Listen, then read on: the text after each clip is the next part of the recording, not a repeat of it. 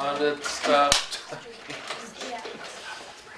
Okay, I am going to go over our 8th grade assignment first, and then we're going to watch a video about reconciliation. So, hey, don't twist anybody's arm right now. You'll find out. Okay, so 8th graders are going to be writing what we are calling your faith story.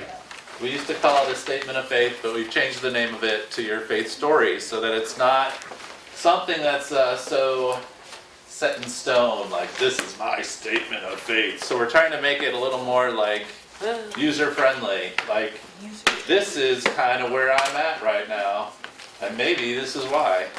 So it's a one-page paper like this, with a similar font to this, which would be like a 12-point normal margins. You don't need a big title, just your name at the top.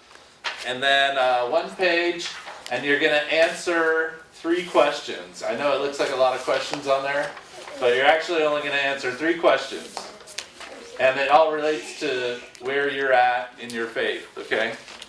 Or where are you in your faith? So, everybody's got a different answer for this. Everybody. We're all in a different place. And so we're not like looking for the right answer. You don't have to fake where you're at. Nobody is going to read these except the teachers that you get help from, and the senior minister and the associate minister. That's it. It's not going to be published for the congregation. They're not going to be read with your name attached to it. So you can be totally honest, about what you think about your faith or about faith. Maybe you don't have faith. Maybe faith is really hard for you. I think some people have an easier time with faith than other people, and that's okay. So we'd rather have your authentic, honest answers than made up answers. Is that funny? I don't think it's funny. So the first question is, describe God.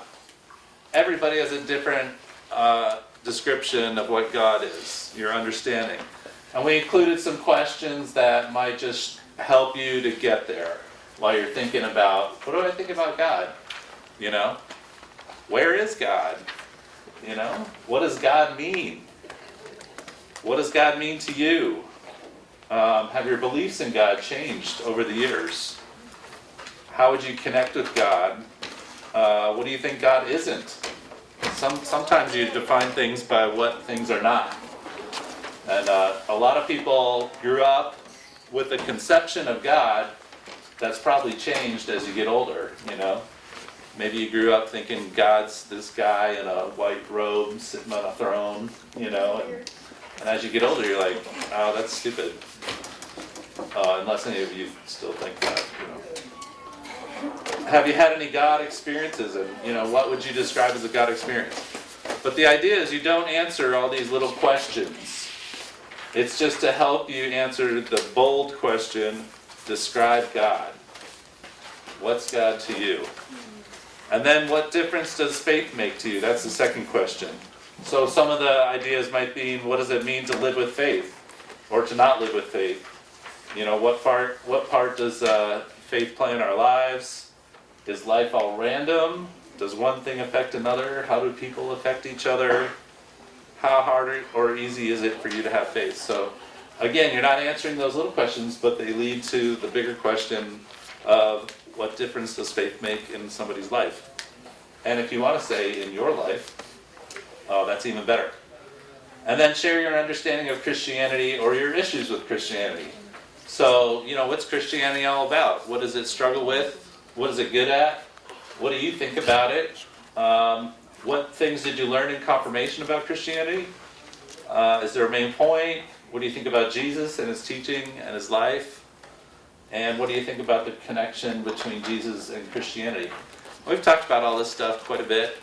And again, it's the bold question. Share your understanding of Christianity. So, and it's meant to be a story. It's kind of a story of your faith and where you're at. Any questions?